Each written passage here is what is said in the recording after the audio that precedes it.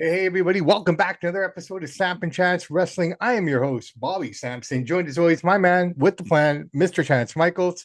How are you, Chance? Good, good. I'm feeling good. You? Can't complain, brother man. Happy beginning of fall. Here we go. Here we go. Week three hmm is in the books. The NFL is in full swing. Baseball playoffs are shaping up nicely. Yeah. So I'm excited, man. Both my teams are in. I'm very happy about that. Got the Cubs and the Mariners in there. Yeah, no, it's going to be fun. It's always a good time when the baseball playoffs hit. I'm just hoping the Blue Jays get kicked out in the first round. See what happens. Well, they're not in the first round. They're going to play the winner of the They get to buy, right? Yankees Cleveland. Yeah. Yeah. So, all right. So this weekend we had two shows back to back. We had AEW's All Out in Toronto, or sorry, yeah, All Out live from Toronto, Ontario, going up against Wrestlepalooza. So much hype on the show, man. Um, right off the bat, I thought, okay, starting early might be a bad thing, but I think it worked out in the favor of AEW, especially for people in the East. Getting this card at 3 o'clock in the afternoon. By the time it came to WrestlePalooza, I think a lot of people were tired. Um, your thoughts? I don't think most people are going to watch both shows. I mean, nobody's going to spend 7 hours, 8 hours on a Saturday and watch both. I don't think so. Now, maybe you flip back and forth, watch. I find a lot of people now are just watching the clips on YouTube because the AEW, they give you the best stuff on YouTube an hour later. I don't think most people watch both shows. Just my take. I'll say one thing about this. Uh, WrestlePalooza was a flaw for the hype that we gave it. I will say one thing about AEW. They had a really cool segment with Wendell Clark. I thought that was well done. I think it was the best segment for between both shows. Christian Edge and Christian were backstage. Wendell Clark was there. That's Edge's favorite hockey player, and just the way they did that whole thing was really well done. It's cool to see an old top hockey player like that coming out to Toronto. Yeah, And the crowd went crazy in Toronto because he is a Leaf legend, super tough player, Hall of Famer. That was a cool no, I little mean, nostalgia thing. I think it translated well, really well with the Canadian fans. I don't know if many of the American people got it, but yeah, it was a cool segment. Also, seeing Jack Perry come back and the reemergence of Luchasaurus, I like that as well. So, like, Hawk came back. Pac came back as well, man. So, I mean, all the surprises that they had promised on the other side at WrestlePalooza, none of that happened. Maybe the surprises were there were no surprises, right? Like, Well, I don't know. so that's the thing is like their big surprise in their mind because like I say these guys like Triple H and Shawn Michaels they're living their wrestling bubble, so I believe when Triple H said we got all the supplies going to be hot, so like he actually believed that, and I actually think he thought he gave a great surprise, and only was one surprise. His surprise was we're going to induct my wife into the Hall of Fame, so I'm going to open up the show, I'm going to narrate a 4-minute video with my voice, then I'm going to come to the ring and introduce Russell Palooza. I'm going to send Undertaker out there to say my wife is going in the Hall of Fame. The whole show and that whole week was all about Triple H on all the cameras and his ego. And that's why the show wasn't great because he made it about himself. He didn't need to come in the ring. He doesn't need to narrate a video. Get backstage, run the show, give us the best show. And he didn't do that. And that's why they're calling it ESPN gave the show a C. I think that's a fair grade. Give it a C. Give it a 5 out of 10, maybe 6. Just didn't deliver. Just I guess we Yeah, put too much no, hype on it though. But no. ESPN needs to rein this guy. Don't have him on all the shows promising all these things, and it doesn't happen. That makes ESPN look bad. They were not happy. Well, look, I mean, there's not every show is going to deliver, and unfortunately, the one that they needed to deliver didn't deliver, right? I But mean, don't promise all these things and then don't do them. Just say it's going to be a great show. Let's have the best matches. Don't promise all these surprises and unpredictability when the only thing that happened was you introduced your own wife into the Hall of Fame, which is totally lame and nepotism at its finest. It's okay, so terrible. I disagree with you completely on that. I don't think that's nepotism. Stephanie has been there a long time. She's Mm-hmm. done a lot. She's been around. I mean, I was talking to a couple other people about this on another show, and I said, you know what would be really cool is take one wrestler and Mm-hmm. do the chronological history of their ascent, like from the beginning of time and whatnot, and see how many different generations they pass through. And you look at Stephanie McMahon, she's been there forever, right? So I don't think it's No, nepotism. of I course, think her dad's the owner. She grew up in the business. But regardless, my thing she's is, earned the spot, man. no, that's not what I'm saying. You're not listening. I'm not saying she didn't earn it. But But when you nepotism make, means you just get it because you're yeah, related. You're not, exactly. Well, yeah, that's that's how she got fine. it. But she's earned it though. But hold on. So you're not listening. He made the show about himself. He took up half of the show. He's done all his ESPN all week bragging about himself, bragging. He opens the show, and then in the middle of the show, he inducts his wife. Nobody's saying Stephanie doesn't deserve it. but you didn't need to do it then. If that was your big surprise to induct your wife, that's nepotism. It could have happened tomorrow. It could have happened in a month. You didn't need to. You didn't need to announce it now. The Hall of Fame's not for 7 months. You didn't need to do it right now. So that's why people are saying this is nepotism at its finest. And what is Triple H known for? Marrying the boss's daughter, kissing his butt to the top. And he keeps proving everybody that says this. No, it's not just Bret Hart, proving him right. And Stephanie does deserve the Hall of Fame, not denying it, but doesn't need to have it that night right then. We have 7 months to go. Honestly, dude, I think your take on Triple H is wrong, but I that's not just me, my man. That we're, everybody, yeah, but dude, everybody. If you're just relying everything, who's everybody? The internet? Like, dude, seriously. Yeah, the wrestling writers, the old wrestlers, the bloggers, everyone. No, I disagree with you on that myself personally. That's what's my own personal take. But look, well, the ratings say I'm right, dude. The people are turning this stuff off. ESPN writers are turning everything off, right? I mean, I'm not complaining about the show. I thought the show wasn't great. I gave it a 4. I was, very hesitant to but what people are saying is, like even Jonathan Coachman, just for an example, he's saying the show is no good because Triple H is making it about himself. There's no boss backstage to rein him in. Vince would have never have done that. Never would have narrated a video, never would have opened the show, never would have inducted his wife. He would have made the show about the wrestlers. Yeah, Triple H is making the show about himself. But I know it's saying there anymore. But this is why the product is hurting, dude. All you say is Vince. Like, I get it. We need a little bit of Vince back in wrestling. But dude, the ratings are going down. Okay, but the ratings are going down in America. You're only basing your ratings. You're only basing your ratings on North America. I feel you're not looking at global ratings. This global Netflix rating has gone down from January 1st. I'm talking generally overall, over the whole platform. Yes. So from January to now, yes. So from January to now, I'll post on X the ratings. From January to now, every Raw and SmackDown has lost viewers. If the ratings would be going up, I couldn't say anything. I'm going by the numbers, not my personal opinion. By the numbers. The people, we just had the lowest SmackDown 2 weeks ago ever. 1.1 million people watching SmackDown. That's not enough people watching the show because the show is no good. That's not my opinion. That's the general consensus of the people who are not turning it on. I'm going by the numbers. Fair enough, man. I just go by the product, though, what I'm seeing at the time. All right, so. But that's because you're caught in that wrestling. Which was the better show in your opinion, though? Which one would you have enjoyed more? They both weren't very good. I thought the best match was Lesnar John Cena. Just to see Lesnar back. I'll say AEW was better only because they didn't promise the world and all these things. So we just said it was put on a show. It was too long, but I would give the edge to AEW just because we were promised so much WWE they didn't deliver. So no, I thought the AEW show was way better, honestly. I just thought the matches were better. I mean, it wasn't spectacular or anything, like you said, but all the matches were better than what we got on, maybe outside of maybe one match on Wrestlepalooza, and I'm talking about Stephanie Vaquera and Io Sky. I thought that was the best match of the night. The Brock Lesnar match, it was the best spectacle of the night. I wouldn't even call it a match. You know what I mean? Having Brock back looked great. He looked like a monster. He looked like everything he wanted to be. And I even said that, if this is the Brock we're getting back, because we've seen different renditions of Brock. We've seen Country Brock. We've seen, Goofy Brock. We've seen this Brock. But this monster Brock is what WWE needed right now. What they do going forward is going to be interesting because they've just kind of twisted everything up so much with that now, with Paul Heyman kind of being his advocate again, kind of hinting at that. So where does this go with Seth? How does this fit into the Visions plan? You know what I mean? It's like, remember, Seth beat Brock for the title at one point. Thanks for bringing up Seth. The funniest thing I heard ever on Raw last night, I don't know if you heard this part. He was in the ring talking to Cody, and Seth said, "I am the alpha male." And that literally was my favorite part. I literally laughed. You literally wear your wife's clothes, dude, and you cry, and you're not no alpha male. There's only one alpha male in WWE, that's Brock Lesnar, right? So for him to say that, I thought Cody missed a golden opportunity to hammer him back on that. And Cody just like, you're not an alpha. He didn't really hammer that point home. He kind of let him say that. And whoever wrote that for Seth, you're not an alpha male, Seth. You never have been. You're a beta male at best. So don't be saying that stuff. It's just not believable when you're saying that. I thought that was pretty funny. Right. So very, very, very out to lunch comment. That guy's in cloud nine.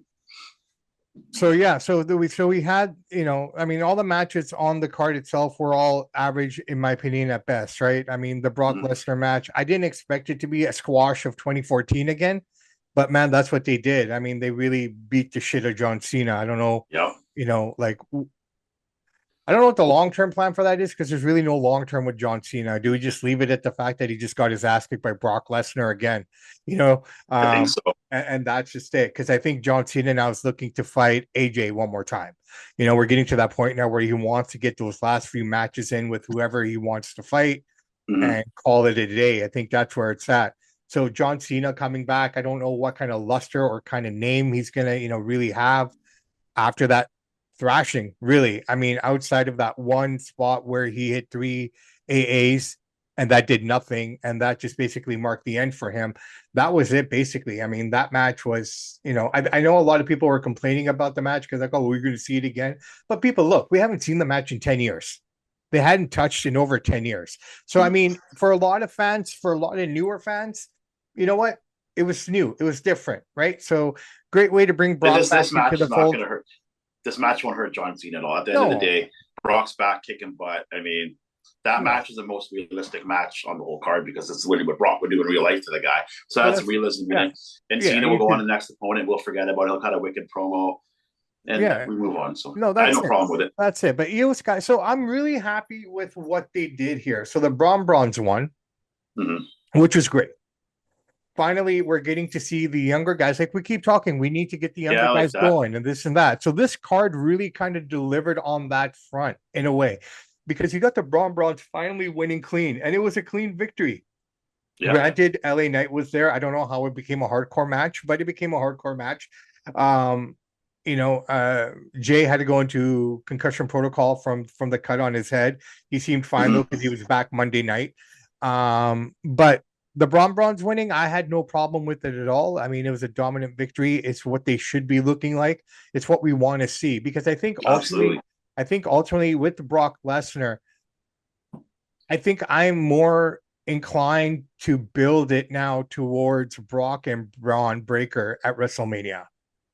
The The only problem with the Braun, he's just so small. No, I get it, He's but I big, mean, but in he's so terms of that small. strong and tough, you know what I mean? Like he's a smaller Yeah. version of Brock, Minutes right? out the Brock's chest. Yeah. He's right, like he's got that Brock look, he's got that Brock power, he's got that Brock speed. He just doesn't got the height or the back to match him, right? So I mean, that's what separates Brock from everyone else, obviously.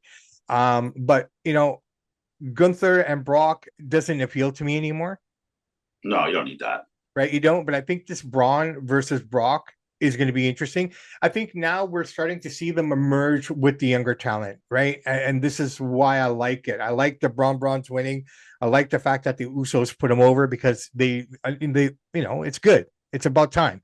You need to start Yeah, pushing I these agree with guys, that. right?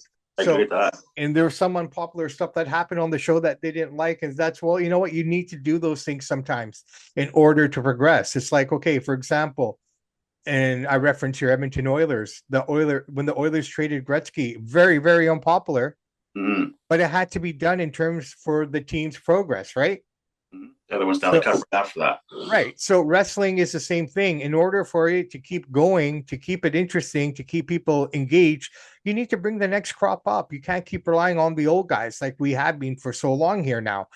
And I'm not saying they're old. They're just kind of, they've been there that long. Like, Oh think no, about they're it. old. They're in Well, their no, mid no, but just forties. think. It just shows you how fast time goes. I mean, the Shield debuted in 2012, and that's like 13 years ago. Like that's a long time, right? I mean, especially for the wear and tear and the amount of stuff. And it's only recently that these guys aren't fighting, 5 nights a week. They're basically got the AEW schedule now where they show up 2 times a week, 3 times, depending if there's a pay-per-view or something. You know Mm-hmm. what I mean? I can So I mean, definitely see it turning the product. They get less reps in, less work, less well, ring dude, time, that's less the mic work. importance, and that's the TKO issue, man. In my opinion, I Mm-hmm. mean, Yeah, it is. the reason they're Oh, you hemorrhaging. guys missed something. Nobody's brought this up. I got to bring it up. When I don't know if it's part of the story or it was a little bit of a side eye. So when Brock came to the ring to fight John Cena, did you see what he did? Yeah, nobody caught it, right? I caught it. He stared. He stared somebody down in the crowd. You know who he was staring down in the crowd? Who? I had to zoom in on YouTube because I didn't know at first either. I saw him. He I saw him walks. look at somebody, but I didn't He pay stared attention. somebody down, and I'm like, Who? "Oh, that looks like legitimate." I thought he's looking at some fat dude in the crowd. You know, he meets him out of shape slob. No, he stared down Ari Emanuel. Oh, Like you punk, like you got rid of me for a bit. Like he gave him that kind of like, here I am. You know yeah, what I yeah, mean? I don't yeah, know if yeah. that was a work or part of it. Go back when he walks in, he turns his head to the right. I had to zoom it in to see what he was doing. It was Ari. Oh, okay, okay. I didn't realize it was already interesting. And Um, after the match was over, I don't know if you caught this. Somebody gave John Cena a stare down to the side. Mr. Shapiro oh, gave him a dirty look. I don't know if that was just part of the show or he wasn't happy with something that he did in the match. I don't know. But he kind of looked at him and gave him a side eye. I don't know what that was about. Could just be part of a work. I don't know. But yeah, check it out. Brock gave well, I'll go Ari. back and check it out. Always Might just be interesting to playing see. us up just for fun. Who Yeah, knows? yeah, yeah, yeah. Um, but Stephanie Vaquer over Io Sky, we both predicted that to be Io, and we were wrong. And I'll be honest, I'm happy I was wrong with that pick. Honestly, I thought Stephanie winning was the right call at the end of the like in my heart, I wanted her to win, but I thought, okay, logically speaking, where she is and whatnot, Io would I, probably be the best bet. But I'm glad Stephanie won, but my only problem is she can't talk worth a damn. So well, either she needs to get a writer with her or give her some sort of a mouthpiece because her promos are weak. Great wrestler. well, I'm glad she won, but she needs help. she will be the first one to admit that. That's why she held off on coming. Like when she signed with WWE, they didn't want her on NXT. They wanted her right up on the main roster to go.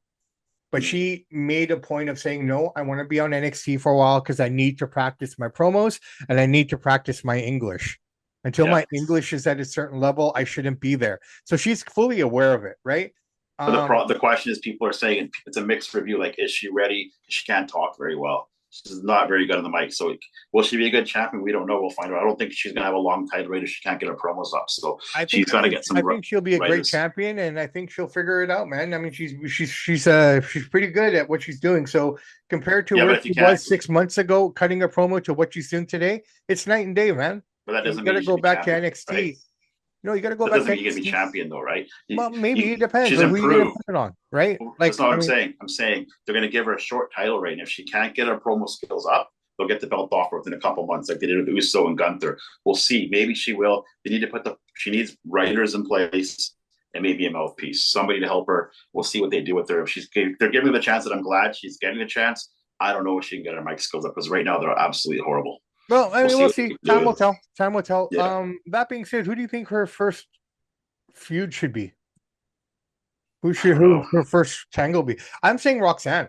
I think Roxanne would be perfect. She's real heelish. Somebody that can carry the mic. Yeah, and Roxanne can carry the mic. Yeah, and I think it's fresh, right? I mean, we've already seen her with Io. We don't need to see her with Rhea. Mommy doesn't need the title. She's at that stage. She's reached that level, I feel, where she's good without the title either way. Right? I think the other one feud that could be interesting would be her and Asuka. That'd be fun too. We need somebody with strong mic skills. Yeah, so I think maybe Roxanne might be it, man. If we're looking at pushing the younger talent and get that going, this is where it has to be. All right, so we had that. I was really happy with that outcome. Then we move on to the AJ Lee, CM Punk, Seth and Becky match. Very slow match. I know what they were trying to do. I know the story was trying to get that hot tag to AJ and bring her in, and but I think they overextended that move, overextended that play. When she finally came in, it was fun. I mean, it was what it was. I mean, it was a fan match. You knew who was going to win. We all knew. But I think the one person I think we need to give credit to here is Becky Lynch. Now, Becky being able to be the ring general with AJ, work her through it, get her through all this stuff to make AJ look decent, right? I thought Becky did a phenomenal job in this match. I can't say too much for the dudes, but I think Becky is the standout in this match, in my opinion. I guess if you had to pick a standout, I thought the match was the worst match of the night. But if you had to pick a standout, yeah, I guess I'd be with you on Becky. CM Punk was horrible in the ring. He can barely move. He can barely pick up Seth. He's old. He's slow. He's broken down. That match was terrible. It was just the flop of a match. I was glad it was over, man. It's just like Seth is slowing down a little bit too, and I get it. They're getting older. They've got a lot of miles. I get it. But it's just like, how many times do we got to sit there and pretend that they hate each other? We know they're friends now. They patched their beef up. They're trying to create animosity, but you can tell how it comes across as so fake and contrived. And horrible match. Glad it was done. Yeah, no, I mean, like I said, that's what I saw. Anyways, I thought Becky. We're going to see Becky versus AJ now, which will be a better match than Seth and Punk can put on, because CM Punk cannot wrestle anymore. Just the reality of it. He's Too old. old. He's his body's giving up on him, man. Father time doesn't wait for nobody, right? And it's So time to tell them you got yeah. to by Now, WrestleMania we can retire you and get you, but they won't though because they love my him. surprise of the night was the Drew McIntyre and Cody Rhodes match. I thought, to be honest, I think Drew got screwed over, man. Like he should have won that title, How in my many opinion. times can they keep beating Drew? He looks like a Dude, champion. He talks like a champion. He walks like I a don't champion. He know. wrestles like a champion. He keeps losing. I Why? don't know if it was set up that way with the referee falling out of the ring and missing the count. I don't know if that was, a botch or if that was scheduled to be that way. But no one's making reference to it. At least I haven't seen anybody. You're more the I dirt don't think sheets it was and botched. I think it was part of it. no, but I just think no one's really talking about that. If a guy got screwed, like he had the match won, he had him pinned. Referee was out of position, like way Mm-hmm. out of position. You know what I mean? Yeah, But people aren't talking about that. Now, was Drew's injury legit? That's what I'm questioning. Like I'm when he not went sure. through It's that hard thing, to say. like, do you know, like, was that something that actually happened? Like the way they were selling it? Because I You know he never was know. selling it like a champion in the ring when he couldn't execute the move at the end and Cody caught him. But, Drew's due, man. If there's anyone in the company who deserves the title, it's Drew Yes, McIntyre. Not one of my just favorites. well, look, Drew's game on the internet is amazing. His Twitter game is probably next to none right now. The only other guy that I can think of in recent memory would be Austin Theory. Yeah, Drew's the only guy that I hear on the current roster on these interviews that actually tells the truth. Look at Yeah, these guys. He said the same thing I say. The guys in the crowd kick the crap out of 90% of the roster. You got a bunch of nerds in the ring like JD McDonough and all these guys. The guy drinking the beer would smack him around. And Drew's actually saying that quiet part out loud. And I've got nothing but respect for him. I'm sure he got some heat for it. But like you said, yeah. So I mean, if maybe you they think feel about he's it, so big, bad, and strong that he doesn't need a belt. But well, I think maybe he he deserves doesn't, it. but I think the story is that though it's like the fact that he never got the title back. I mean, the fact of the matter is, this man carried your company when Roman Reigns decided to stay home. Mm-hmm. When most of the big names decided to stay home. They didn't want to participate in the Thunderdome. They didn't want to, be a part of the crowdless era. You know what I mean? That guy Maybe the carried Saudis it. said, "Hey, we want Seth and Cody for the next crown jewel. We don't want you." Maybe that's No, part of no, it no, too. no. Maybe that's part of it too. I get that 100%. I get it because I think that storyline with Cody and Seth is going to be interesting because it's been a long time since they've touched, right? It's been a long time since they've been in the ring. The story's there. Cody's beat him every single time. Mm-hmm. So I mean, it's kind of built in. It's going to be kind of fun to see how that plays out. But back to Drew, though, I'm looking at Drew. I'm thinking, okay, this guy carried you and Bailey. Those are the two, names that should get more respect than they do, because when nobody else wanted to be your champion, they were willing to do it. As soon as the crowds came back, you took them off them, right? Maybe they're pissed off with some of the comments he's making on these podcasts. Maybe he's No, no, rubbing some of the well, not maybe even Triple H, the recently, high boys pissing them off. I don't know. but I mean, from the time he lost to Lashley at WrestleMania onwards, like the guy's just been getting screwed over. I can understand the guy. Like I can't even be mad at him for being angry, right? And like you said, a lot of stuff he says, there's so much truth to it. How can he be wrong? How can he be bad at him? So I I guess think they feel Drew, Cody's a bigger champ than he'll be. I guess. well, Cody is reaching that John Cena stature where people are starting to hate the good guy and really wanted to see him become a heel. Mm-hmm. Uh, I don't think it's a question of merch because John Cena is a merch guy. I don't know how much Cody's selling. I would like to know. Probably the Yeet shirt's probably the biggest seller Oh, right Yeet now, Yeet outsells right? Cody shirts by 10 to 1. I bet you. So it's not a merch deal. I just don't know why they won't pull the trigger on that. I think Cody would be better suited as a heel. Like you say, he My dresses like a personal heel. opinion: why they're not giving the belt to Drew and why they keep it on Cody. Cody's a boring champion. To me, Cody's a mid carder. That's just my opinion, right? Looks like a mid carder. Guy dresses well, great suits. Give him that. I think it's because Triple H is such a huge fan of his dad. This is my opinion. There's no evidence. Just telling you my take. He's such a huge fan of his dad. Dusty, Ric Flair, those are his heroes, you know. And so he's like, "Oh, this is cool. My hero is a kid. I'm gonna, help him out." And, I think that's part of it. That's my honest take because there's no way Cody should keep having the belt for all this time. Well, there's also the case of there's no one really in SmackDown. Like they need to build up some people there because there's no one really there to challenge him, right? Like who Not really. we haven't seen Jacob Fatu for a while. You keep him around, build him up. He'd be a great challenge for It that seems title. like Jacob and Solo are in the doghouse. I don't know what happened, but where Well, they go? I know Solo might be in the doghouse. I didn't hear about He was just Jacob. starting to get really good on the mic and everything.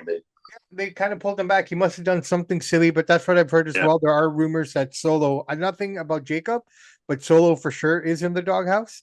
For something or the other, because I mean they've canceled the program between them and the Wide Six now. and if he did something stupid, he deserves to be punished. I'm all for it. We don't know what he did, Hey, so he look, I might mean, deserve it. I don't know. I don't know what the story is there, but this is what I've heard. You're not far off from what I've heard, so we've heard the same stuff. Um, but back to AEW quickly though, I thought like that Hangman Page match was phenomenal as a Oh, wrestling match. As a wrestling good match. match, It was good. the match wise, like if you're a wrestling fan, and this is the thing that I'm trying to bring back, it's just the wrestling. Forget the politics, forget all the other stuff. Let's just focus on what's happening in the ring and call a spade It on was a what's good happening match. in the ring. Yeah. That match, as a pure wrestling fan, was phenomenal. Mhm. 38 minutes, man. It didn't feel like it. It was good. Um, I don't know how much viewership they might have lost because that match completely aligned with the Brock and Cena match. So I don't know how many views I they don't may think have most people lost. watching AEW care about Brock and John Cena. These No, AEW, I they're different appreciate that, but breed. the casual fans, right? Now, here's the thing: Yeah, that match was really good. It was it really good. was. The other thing that I thought was really good as well, which was surprising, Tony Storm losing the title. That's good. It's a nice shakeup. No, I love We that. never thought it was Stand by that. happening, but No, it's no good. one saw that happening, right? I thought, okay, none of these girls are really up to Tony's speed. No one of these Mm. girls are really up to par to her. So, to see her lose, I almost get the feeling that WWE made an audible on that. Shit, maybe we should put it on Stephanie. It's You know what I possible. mean? I'm just saying. I mean, they kind of had, a head start on it to see what was going on. Seeing Beth Phoenix come back was kind of cool. Getting beaten up by FTR and everyone there. So I mean, that storyline's still going on. The show, like I said, we're not going through every match here. I think that Big Bill No, match was useless against your buddy Eddie Kingston. Just that guy came back too, man. Oh God, he's terrible. That yeah, match put that on. Don't even put yeah. The coffin match horrible. was pretty solid. I mean, another Yeah, blood fest. I mean, you really got to appreciate gore and violence to appreciate that match. The returning Pac with the short hair. I'm a big fan of Pac. Yeah, yeah, he looks. I mean, his So shirt was fast, so baggy. I strong didn't for a little guy. to look at him. I wasn't sure if it was just the clothes he was wearing, but he looked like he was smaller. I didn't recognize. Yeah, maybe he's off the juice. I didn't recognize him at first. But he looked smaller, right? Yeah, I think he's maybe off a cycle or something. Or is his shirt too big? You know what I mean? Like, Could I be a mean, combination of both. and he cut all his hair off, Yeah. right? Yeah, man, I So was telling you before, like I'm a big fan of Kyle Fletcher. That guy can really go in the ring. He just needs a little charisma and some mic work, and he could be a top star. That's how good Kyle Fletcher is. He's really good. no, for sure, man. I'm not going to disagree with that So, at all. and then having Bubbles, like I was saying before, that backstage Wendell Clark, Edge, and Christian. Then Christian walks up, And she's and then Bubbles. it's Bubbles. And Yeah, Christian's doing this is. I think this is Christian's best work of his career, man. He's doing really good stuff. he's our asshole. Yeah, but even now, like, it's like he's in that zone again. I think they realize this is their last run, and like he's Christian's doing awesome right now, man. I was never a huge fan of the guy, but I got to give him credit because he's killing it. Yeah, no, I love that, and they've done this a couple of times now. Christian's just rests on the rope, top rope, with that Mm-hmm. look on his face, and Edge joins him there with that. And I'm sure Tony Khan never knew who Edge was like. Hey, we need Wendell Clark. Who's that? He's a Hall of Like I said, Bring him. all that stuff that happened backstage with Edge and Christian, you have to be Canadian. Pretty much, you have to be a Canadian to really Well, they don't know understand and you never appreciate know who that, Wendell Clark and Bubbles is. Yeah, for sure. right? Like, But it's cool. yeah, no, it was cool. That was pure Canadiana right there, man. And to Well see done. Bubbles, man, that was great. I would love. Bubbles is hilarious. I almost tempted to go back and watch some reruns of Trailer Park Boys, man. Great show. Great show, absolutely phenomenal. What else do we have here? So we got Crown Jewel coming up. It looks like we're getting Seth versus Cody there. I'm okay with that. I'm okay with it. I'd rather have Drew there, but I get it. You need to have the big boys out there. I have no Right. problem. And I think it's going to be a fun match. I think there's a lot of story there, man. There is a lot of story. I'm And glad it's Seth to go because outside, now the CM Punk. I hope the CM Punk Seth thing is done now and Punk go to somebody else. oh no, We're gonna see Becky and AJ at Crown Jewel. no, we're gonna get Punk back with CM Punk closer to WrestleMania. I still stand by that. That's going to be WrestleMania Night One's main event: Seth versus Punk for the title. And Punk takes it. Yeah, they're going to keep it quiet now for a while. They're Mm. going to take that break in between this and that, and it'll probably pick up again in January. right? In the So meantime, Punk maybe take a little time off, let AJ run around now for a bit, you do have Punk and you can do Punk and LA Knight. That's still standing. That's a possibility. There are other little feuds that you can do with Punk in the meantime. So I mean, there's no shortage of anything for Punk to do. But I think, like I said, I made that pick after Seth cashed in on him after he won the title. I said this is night one WrestleMania main event. I couldn't tell you what night two is yet, but I'm pretty confident that's what we're going to get night one. They love CM Punk at TKO, whatever. They're absolutely in love with this guy, so I could see it happening for sure. Look, and the other thing is, I thought was really good. You can shit on Punk, you can say whatever you want. Not you, I'm just saying generally, but you as well, I guess, to a certain extent. Yeah, I can't stand the guy. Never could. But his timing is amazing. Okay.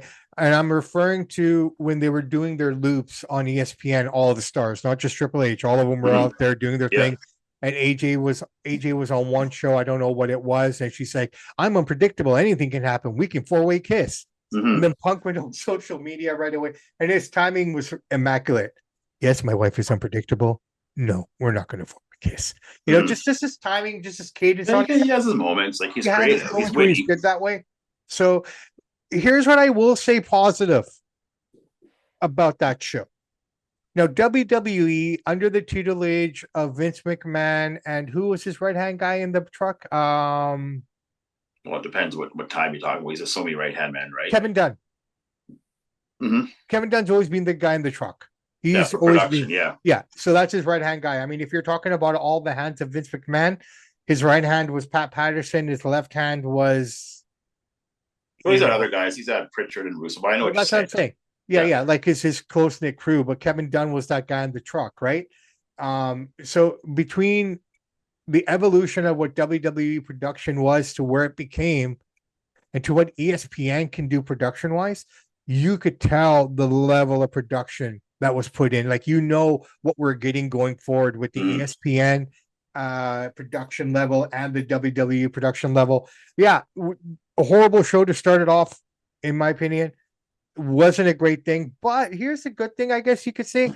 The amount of casual fans, or new money, as some people like to call them, they're there, man. There were a lot of people there. There were probably more people watching that WrestlePalooza than they were AEW overall, just because of the reach of ESPN. Well, AEW is a pay-per-view too, right? So you couldn't you got to order it. No, but you still needed ESPN Plus. It still is. But most sports fans have that, so you could always tune over to it, right? I get it, but generally speaking, I just think the reach will be so much, like you. It had a way bigger reach, but AEW is on pay-per-view. Tony Khan has a golden opportunity, and I don't know why he's not doing it.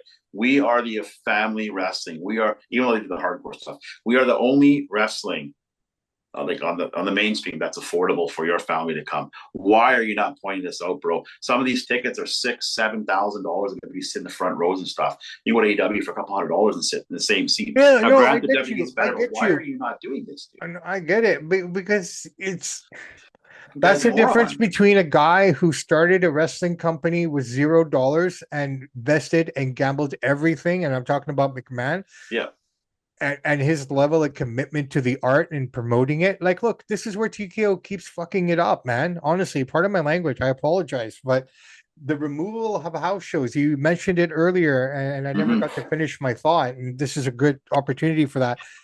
Look, the house shows were critical to the product, not just allowing the wrestlers work together. A lot of what we saw on TV up until TKO took over and eliminated all the house shows was a product of what these guys did in the loop on the weekend, building it up, trying new things, being like, the house shows were meant for them to actually have fun and be outside of the box. And they would hit towns that don't get the Raws and SmackDowns and go check it out and build fans. And build fans. Now, the other piece here, okay, and this is where TKO is hemorrhaging money. They're hemorrhaging money because they didn't realize how much the production would cost for each show. If you're running 2 shows a week, and I'm not including NXT because NXT's kind of, a hard location outside of maybe 10 shows of the year, but the rest of the shows are at a hard location. Everything else these guys do, there's production trucks, there's production crews, there's sets, all of it. the rentals for the stadiums, the state taxes that you have to pay. What covered most of that cost? The house show revenue. Right? The real revenue came from house shows because there was no production cost or, very minimal production cost. You weren't paying TV licenses. None of this stuff was being aired. You're not paying for half the stuff that you have to pay to put that actual product on the screen. So by losing the house shows, you've lost a huge revenue stream that paid for all the production. Well, they're also because TKO owns the UFC, so they're also trying to bring the prices up for WWE to put on UFC. If you look at the UFC prices and WWE prices, they're comparable. Here's the problem: MMA fans and wrestling fans are completely different. Yeah, I shouldn't say most. A lot of wrestling fans are middle income to lower income, all the way down to poor. Right? Yeah. I know that. I go to the indie shows. Trust me, dude. Trust me. We've seen it. When I go to the MMA shows, which I'm going to I'll bring that up in the boxing show. When I go to the MMA shows, I go to all of them. My buddy's running them. There is no people from poverty and there is no lower class people there. It's middle class or a little bit upper. But at all the indie shows, you're going to get, you can tell by how they dress, right? So that's the thing here. So TKO, they're pricing themselves out in the wrestling market because most wrestling fans, a lot of wrestling fans are middle income to lower at best.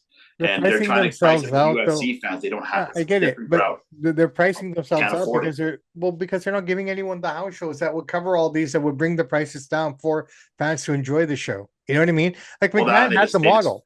Vince had the model. Well, in Ari's defense, he kind of got screwed over because he thought Vince would be there to run the chairman. Yeah, but even if Ari's there, Mark Shapiro are TV people. They're sitcoms. They're movies. They're not wrestling people. They don't understand. Well, that's why they wanted Vince to stick. That's why he could help him with this stuff. Was staying there. Even if Vince was staying there, would they still pull all the house shows? Would they have done? Like, they still could have consulted the guy on the phone. It's not that hard to pick up the phone and have a conversation. Hey, Vince, we're thinking about doing this. What do you think? Yeah.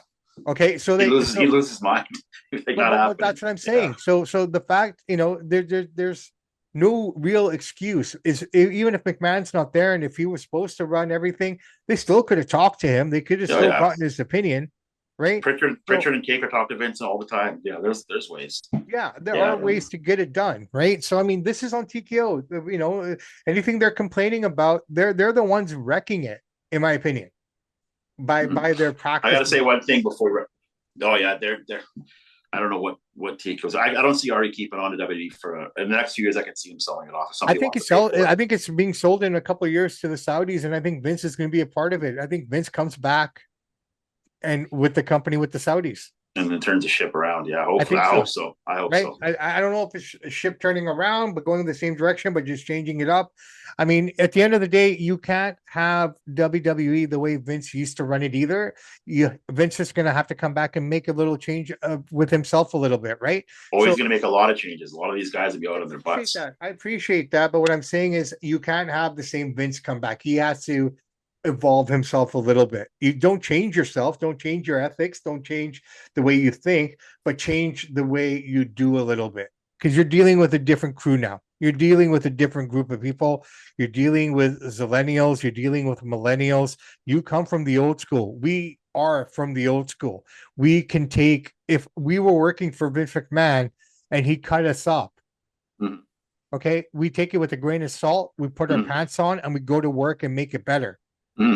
That's the problem between these generations. I'm not saying all of the people in these generations, the millennials, the zillennials, they cry if you say anything negative. Yeah, no, I hear you. They cry and they have to go hide and they need to take 3 weeks off because now they're sad. Yeah. Well, they don't like it off the AW you go. But that's what I'm saying. Right? I know. So he would have to change himself a little bit in his thinking. Otherwise, he'll end up with a roster of nobody because everyone will quit. I can tell you one thing. No, they stick around, but it's all about them. I'll tell you the first order of business Vince is going to do. You know what that's going to be? Paul Levesque, there's a door. Away you go. I'm taking the ship back. You're out of here. Michael Higginbottom, later. It's done. Maybe. Well, let's see. I mean, we were far off. If it happens, but we'll see. Look, but either way, Ari doesn't know what he's doing when it comes honestly, to there's two moments in life that changed everything, in my opinion, for myself. I'm not an Oilers fan. I talked about it earlier, but when Gretzky got traded, that made me realize that anything is possible. Because that man was never supposed to be traded. Yeah. right? I mean, you would think he would live the life of like if a Steve Eiserman But drafted. I'm glad they traded Gretzky, Bill Oilers time simply because he built the game of hockey No, in no, the no, no. states. I get that. I get that Worked out good completely. that I'm way. not saying it from that perspective, but just saying once Gretzky was traded, Mm-hmm. you realize nobody's safe. Yeah, Anybody can be traded. That's what I meant. yeah, that's Up true. until right. Same with WWE. When WWE sold, when Vince sold the company, then Yeah, you realize anything is possible because you never thought WWE would be sold. You know what I mean? yeah, well, that's true. So from that perspective, okay. Listen, I would have to say this is probably the worst review we've ever done of any pay per view.